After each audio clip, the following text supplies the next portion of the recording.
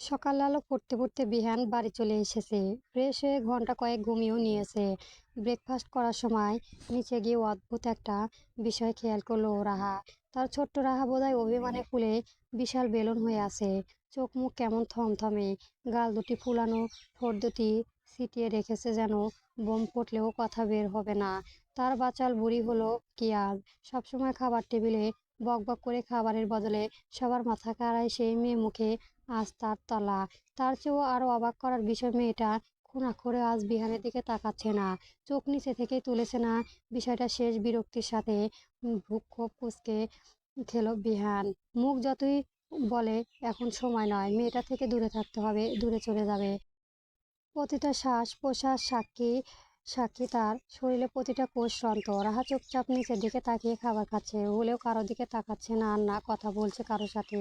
ওকে চুপচাপ দেখে রায়হান খান বললেন, রাহা মা, আমার তোমার কিছু কিছু চাই। খেতে খেতে মেপে জবাব দিল রাহা, ও না বড় বাবা। তাহলে আমার চঞ্চল পাখিটা আজ চুপ কেমন মা? কেউ কিছু বলেছে না? ও শর্টকাট উত্তরে বাড়ির সবাই যেন হতবাক হলো, কি মেয়ের? আরমান খান খাওয়া দাওয়া বাদ দিয়ে চিন্তিত মুখে প্রশ্ন করলেন, আম্মা, তোমার কি শরীর খারাপ? ঢং। আমি পাশে বসে আছি আর তোমার আমার পোলায় আম্মার ডাকে আমার সতীনের কত অভিনয় দেখেই তো মায়েরা অন্তর পুরে পুরে কিনা। মায়ের কথায় অবাক হলেন আরমান খান। অনন্তপুরে মানে? কি হয়েছে মা আমার? তোমার কি শরীর খারাপ? তোমার আম্মু কি কিছু বলেছে? অবাক হয়ে গেল জাহানারা বেগম। বিস্ময় চোখ দুটি বড় বড় করে তাকিয়ে রইল স্বামীর দিকে। মেয়ে কিছু হতে না হতেই আহ্লাদে মেয়ে বাপের মুখে এ কথা। মেয়ে যেন সব দোষ মায়ের। আমার কিছু হয়নি আব্বু, দাদি শুধু একটু বেশি কথা বলে। দাদি ঠিকই বলে, দাদি যখন না থাকে তখন বুঝি সব। ঢং রাইখা হয়েছে কি সেটাই বল। সাদমান খান বিরক্ত শব্দে তুলে বলে, আহ আম্মা, কি কথা এসব? কতবার বলতে হবে এসব কথা না বলার জন্য? রাহা দিকে তাকিয়ে বলো, রাহা মামুনি, আমার তোমার কিছু সত্যি মন খারাপ, কিন্তু দরকার কোথায় যাবে বলো আমার মা? মাথা নিচু করেই রাহা জবাব দেয়, আমার কিছুই হয়নি ছোট আব্বু, ঠিক আছে। এবার বিহানা ধৈর্য ধরতে পারছে না, ওর হাত মুঠো হয়ে এলো। রাগে দাঁত কটমট করতে উঠলো। তার তীক্ষ্ণ নজরে তাকিয়ে রইল রাহার দিকে, অথচ মেয়েটার চুল পরিমাণ মাথা তুলে দেখলো না। এটা বিষয় যেন বিহানের অশান্তি আগুনে জ্বালিয়ে মরছে। জাহানারা বেগম বললেন, সবাই খাও তো, ওর কিছুই হয়নি আমা, আপনি খান, বললেন লতিফা বেগম। জি জানি, কি দেখে আমার নাতির অন্তরে আগুন জ্বালাইছে। আজকালের ব্যাপার বুঝি না কিছু বাপু। খেতে খেতে রসিকতা গলায় ডাক দিল, জিদান রে রে। এবার রাহার কেবল ক্লান্ত পলকে তাকায় ভাইয়ের দিকে। ভাইয়ের পাশে ইশারা করে জিদান প্রশ্ন করে, কিছু হয়েছে? কি করেছে? রাহা প্রায় বিরক্ত সুরে বলল, কে আমার কি করবে ভাইয়া? বললাম তো কিছুই হয়নি কিছু, শুধু এমন করেছ। ঠিক আছে, আমি পুরো ডিমটা মুখে তুলে বলল জিদান, তুই তো ঠিক তখনই থাকিস যখন তোর তেল ছাড়া তোর মুখ দিয়ে খই ফোটে। লতিফা বেগম শুয়ের দিকে তাকিয়ে, খই ভাজতে ভাজতে তেল ভাজে লাগে রে পাগলা। ওই একই ডার্লিং। খাবার টেবিলে প্রায় মন মতা হয়ে আছে। বিহান খাচ্ছে না সূক্ষ্ম রাগে, ওর দাঁত পাটি কিরমির করছে। চিবানোর সুরে রাহা উদ্দেশ্য করে বলে, জুসের জগটা এগিয়ে দে রাহা। তাতেও মেয়েটা কোনো বিশেষ হেলদোল হলো না। পাশে বসেছিল কামিনী। রাহাও কেমন গাছরা ভাবে কামিনীর দিকে মুখ করে বলল, আপু, একটু কষ্ট করে জগটা এগিয়ে দাও। কামিনী আনন্দের সাথে মুখ হাসি তুলে জগটা এগিয়ে দিল। এতে যেন রাগে পুরো শরীর আগুন জ্বলে উঠল বিহানের। চোখ দুটি আস্তে আস্তে লাল হয়ে গেল। টেবিলের নিচে হাতটা এত শক্ত মুঠোয় করে রেখেছে যেন হাতের নিচে রাহাকে ফেলে চটকে ফেলে যাবে। কত বড় স্পর্ধা! জুসের জগটা তো তার হাতেই দিলে না, আবার তাকে তাকালো না পর্যন্ত। এই মেয়েটা কোনো আন্দাজ আছে ওর বুকের ভেতরটা ঠিক কতটা পুড়ছে? অশান্তি আগুন কেমন দাউ দাউ করে জ্বলছে।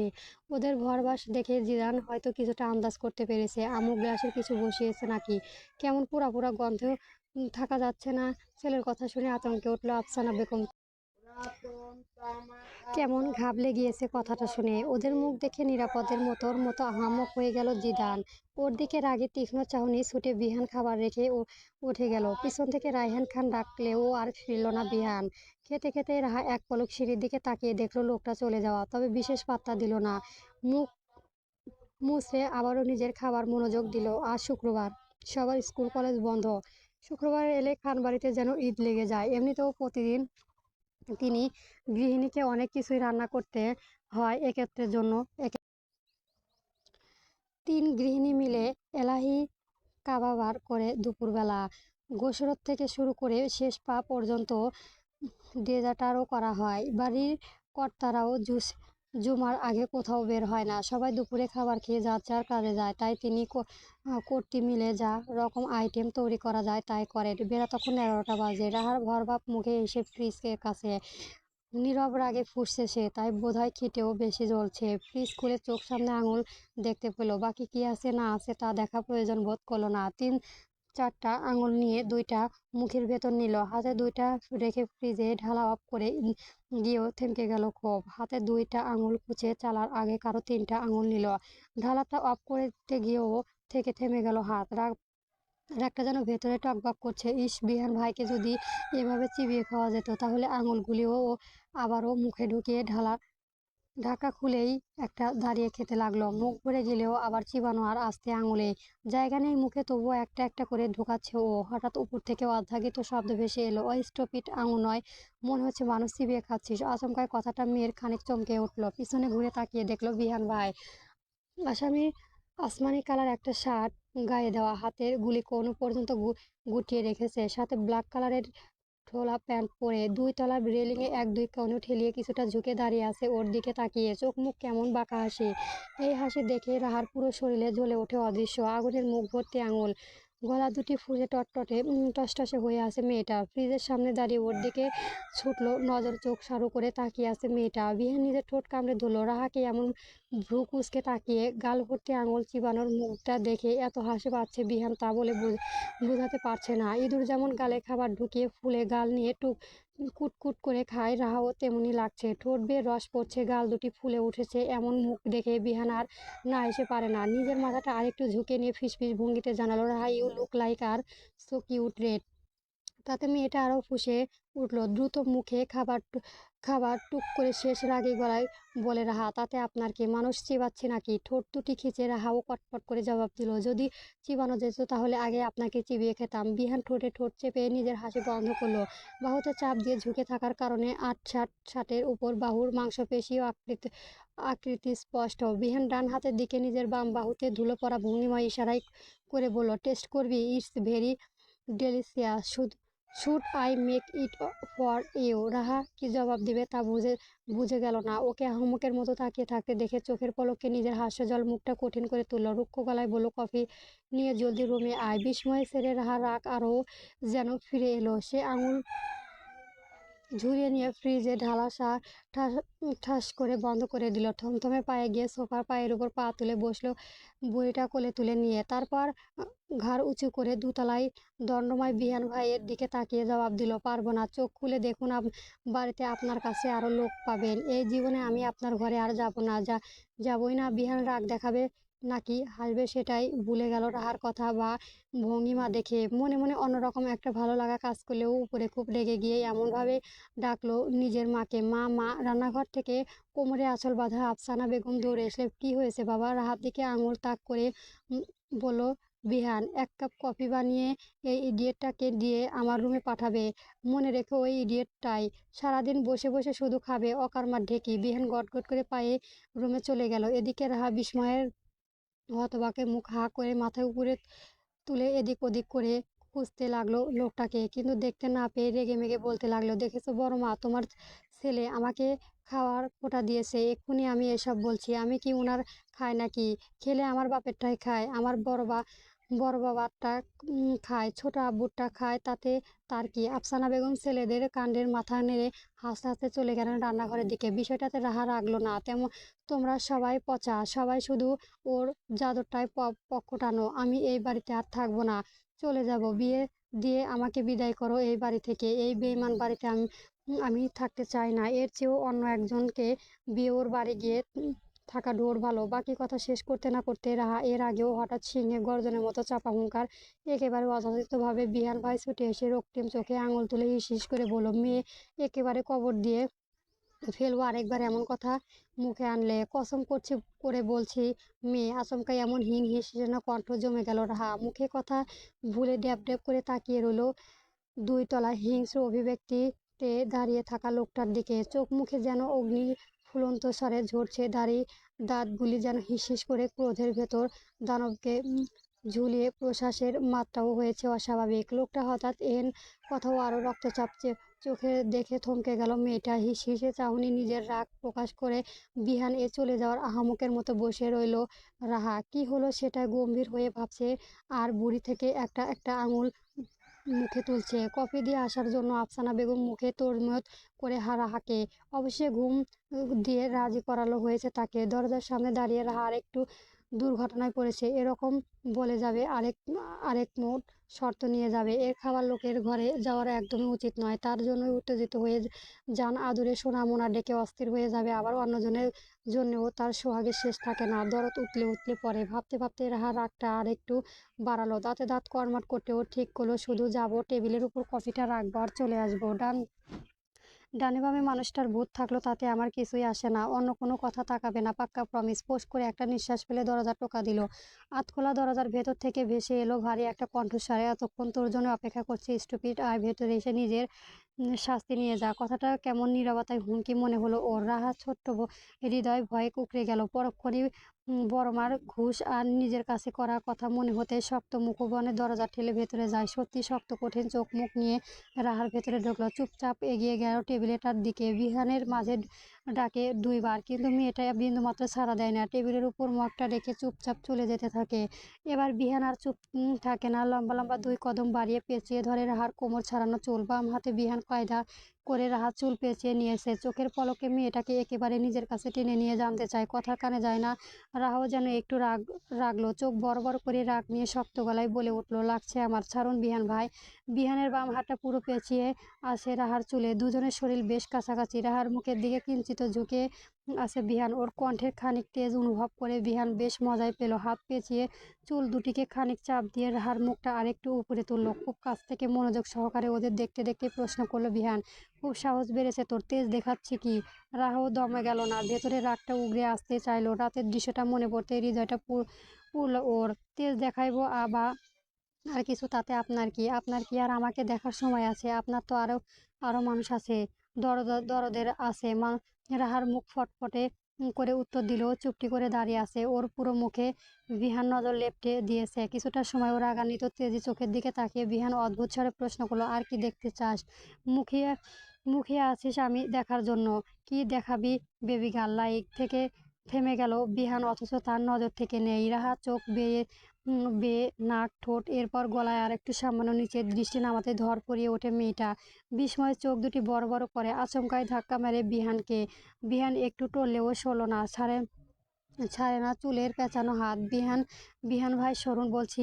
এতক্ষণ শক্ত থাকলেও আর সম্ভব হলো না। রাহার ভেতরে ধড়ফড় করছে। লোকটা এত কাছে থেকেও নিজের খই করে রাখা এত সহজ নয়। তার উপর ওর সে কি সাংঘাতিক ফিসফিসানি স্বর। ঠোঁটের কিনারায় লুকানো অদ্ভুত হাসিটা যেন রাহার শরীরে একটা বিধিয়ে দিচ্ছে। অস্বস্তির সাগরে তাকে চুবিয়ে মারছে। ঠিক করে নিঃশ্বাসও অবধি নিতে পারছে না। অথচ ওর মনে অস্বস্তি আর লজ্জার লালাভা ছাড়ানোর মুখটা দেখে তৃপ্তি নিয়ে মনে মনে হাসছে বিহান। এত সহজ তার খুশির কারণে? পৃথিবী তো এতই সোজা। মেয়েটার অস্বস্তির লজ্জা দ্রুত তাকে শান্তিতে ভাসিয়ে নিতে পারে। রাহা রে, তুই আগরচারে আমার খুশির কারণ। তোর এই লজ্জারাঙা মুখটা আমার আনন্দের চোরাক। মনে মনে বাক্য দুইটা উচ্চারণ করে বিহান। এই দুনিয়া তার হাসি খুশি কারণ যে এতটাই সাধারণ আর সহজ হতে পারে তা নিয়ে হয়তো এর আগে বিহান কখনো মাথা ঘামায়নি। কিছুটা সময় গড়িয়ে যাওয়ার পরও লজ্জায় মেয়েটার ঘন পাপড়ি আঁখি ঝাপটানোর দিকে তাকিয়ে বিহান স্থির গলায় শুধালো, কতবার তোর ফোনে মেসেজ করেছি শুধু রুমে আসার জন্য? এবার রাহা মনের অভিমানটা শক্ত করেই বসলো। ওর দৃষ্টি অন্যদিকে নিবদ্ধ করে উত্তর দেয়, দেখিনি। কেন দেখিসনি? আমি দিয়েছি তাই যদি বলি হ্যাঁ? এবার রাহা বিহানের চোখের দিকে তাকিয়ে জবাব দিল। তাতে বিহান ঠোঁট স্নিন করে। এর কারণ কি? আমাকে আপনি মেসেজ করবেন কেন? আপনার তো কাছে আরো অনেক মানুষ আছে, তাদের ডাকবেন, আমার আদর যত্ন করে দেবে খুব ভালো করে। এবার আমার চুল ছাড়ুন। ঠোঁট মিটমিট করে বলে বিহান। অন্তরে বুঝি সিংহের জমেছে জেলাসি। আমি হিংসুটে নই একদমই। এবার আমার চুল ছাড়ুন। ভালো হচ্ছে না কিন্তু। যদি না ছাড়ি? রাহা নড়াচড়ে বলল, না ছাড়লে কামড়ে দেব। বেশ মজা পাচ্ছে বিহান। এ সময় আগুন জ্বলাটায় নিভে শান্ত হয়ে গিয়েছে।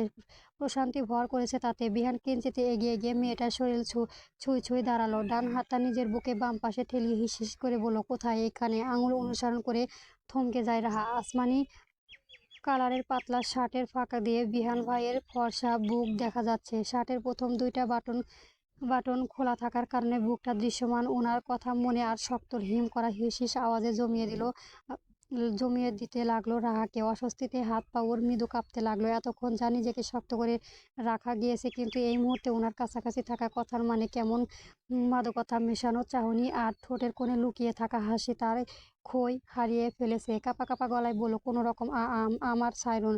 আগে জবাব দেয়, মেসেজ করার পরও এতক্ষণ আসলে না কেন?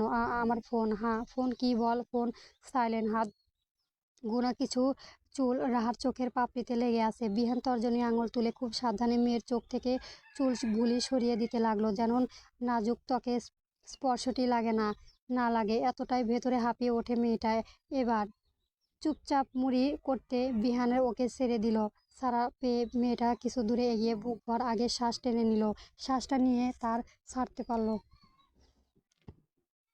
ভাই কেমন ওর দিকে তাকিয়ে শার্টের বোতাম খুলতে লাগলো। এই দৃশ্য দেখে তো ওর চোখে বের হয়ে আসার উপায়। আপনি শার্ট খুব খুলছেন কেন? বিহান মৃদু এক কামড় বাড়িয়ে দিয়ে বলল, তোকে আমার এই বডি টেস্ট করাতে। মানে? একটু চেঁচিয়ে উঠল মেয়েটা। বিহান বোতাম খুলতে খুলতে গারাসাভাবে জবাব দিল, একটু আগেই না বলি মানুষ চিবাবি, তাই খুলছি। তাতে কি হয়েছে? স্টুপিড টেস্ট করবি আমায়? কাম বলে বিহান দোহাত বাড়িয়ে দিল রাহার প্রাণে। মেয়েটা ভয়ে প্রাণে পিছু ঘুরে এক দৌড়ে দিল দরজার দিকে, কিন্তু শেষ রক্ষা আর হলো না। রাহার কয়েক পা দৌড়ে দরজার দিকে এগিয়ে গেলেও বিহান তার পেছন থেকে মাত্রা লম্বা 2 কদম ফেলে দরজার চটাস করে লাগিয়ে দিল। ভীষণ ঘাবড়ে মেয়েটা লাফিয়ে উঠল। যখন নিজের পিঠে খুব কাছে লোকটা অস্বস্তি টের পেল, তখন ভেতরটা অশান্তির উচ্চারণটার বইতে লাগলো। আতঙ্কে মেয়েটার নিঃশ্বাস ধরে আসলো। আস্তে আস্তে পিছনে ঘুরতে টের পেল বিহান ভাই তার খুব কাছে, মাথাটা একটু নুনিয়ে রেখেছে ওর ঘাড়ের ওপাশে ঘেঁষে, হাতটা এখনো দরজার উপর ঠেলিয়ে রেখেছে। রাহাব ভ্রু উঁচু করে আতঙ্কে ভর চাহনি তোলে তাকালো। ওর ভীতু মুখটা দেখে আন্দাজে নেমে উঠল বিহানের মন।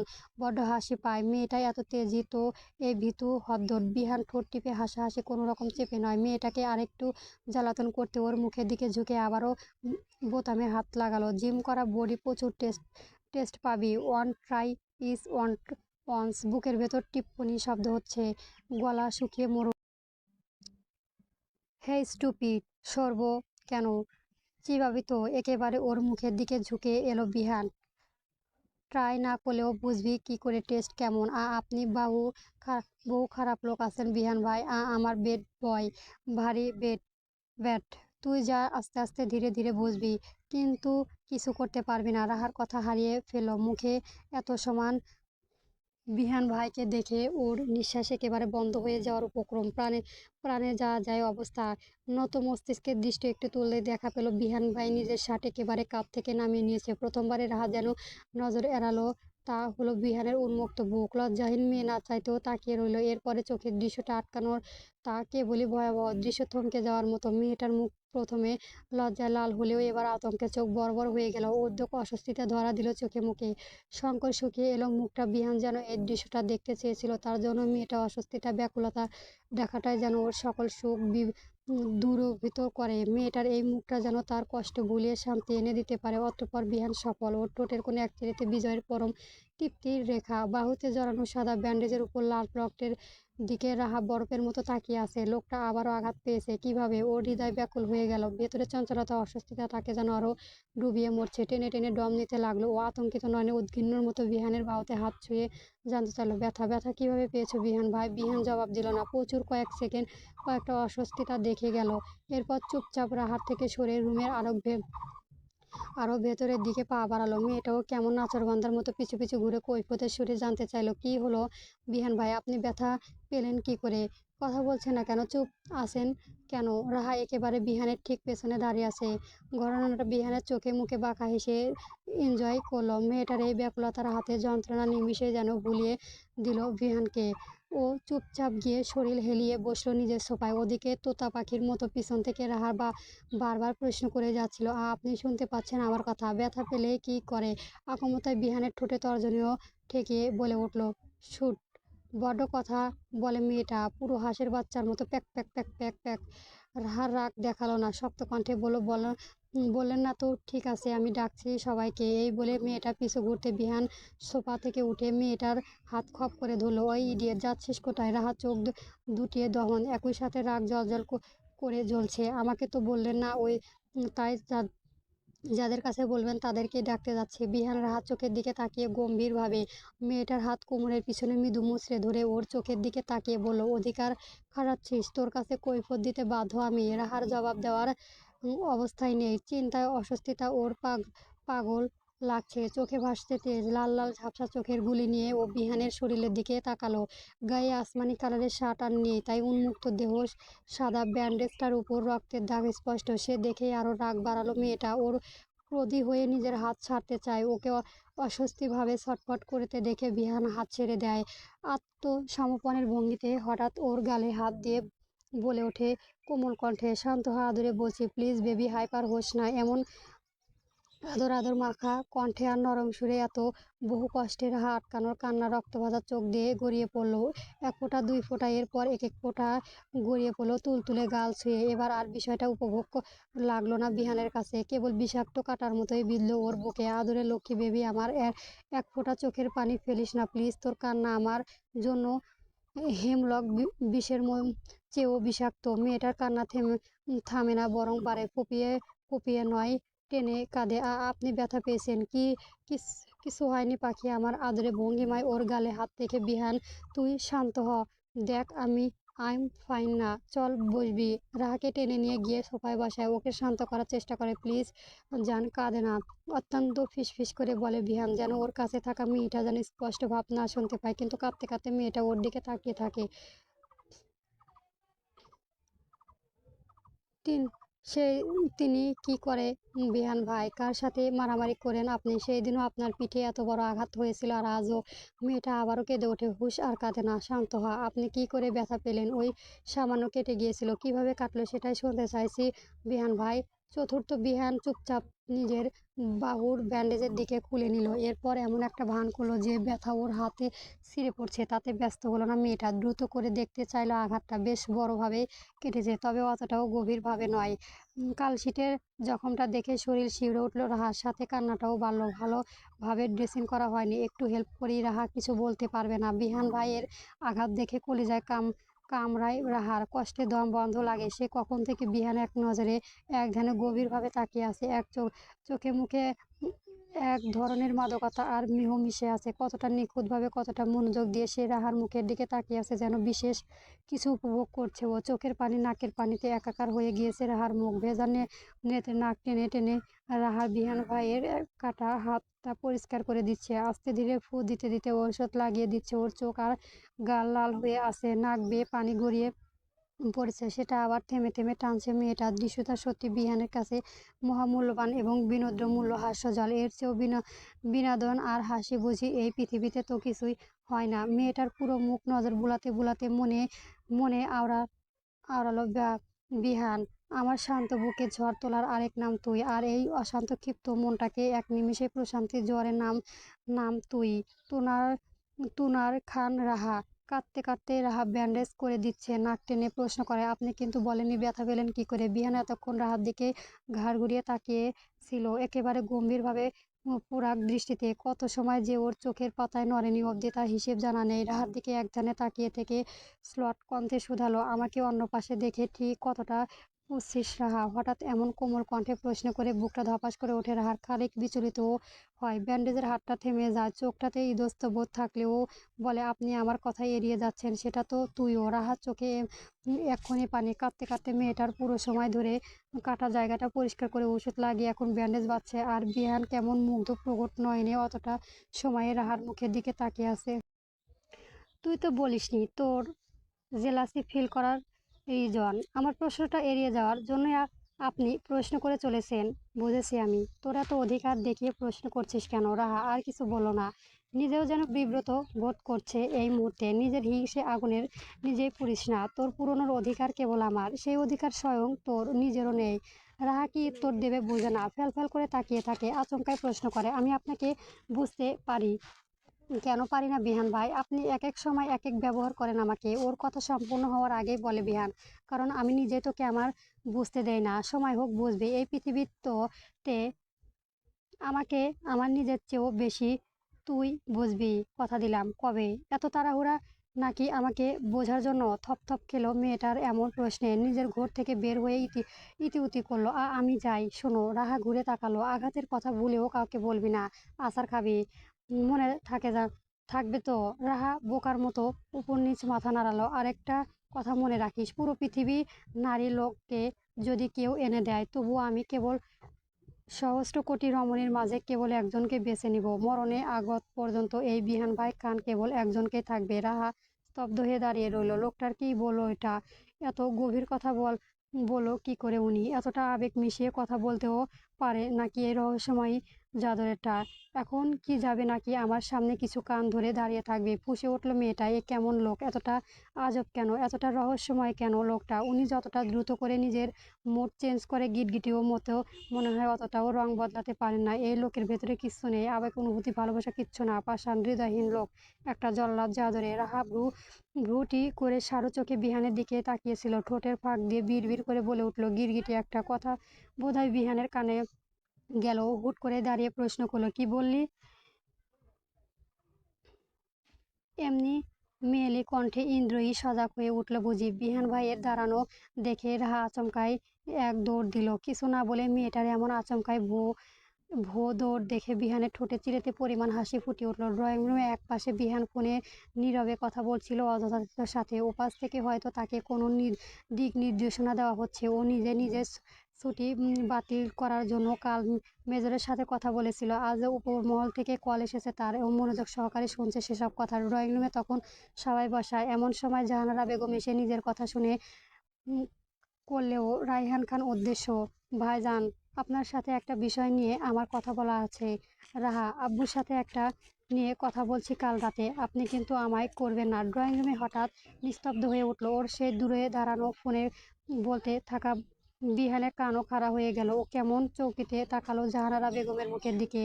মেজমা ঠোঁটের করে মিষ্টি হাসি। আচমকাই বিহানের বুকে যেন মোচড় দিয়ে উঠলো। ওরা এই হাসি দেখে তাকে কপালে ভাঁজ পড়লো কেমন অধ্যন্য। অনুভব করলো হৃদয়ের অস্বাভাবিক উঠানামা। কেমন যেন মনটা কুডাকে চুপসে গেল ওর। পরবর্তী গল্প পেতে আমার চ্যানেলটি সবার আগে সাবস্ক্রাইব করে রাখবেন। ধন্যবাদ।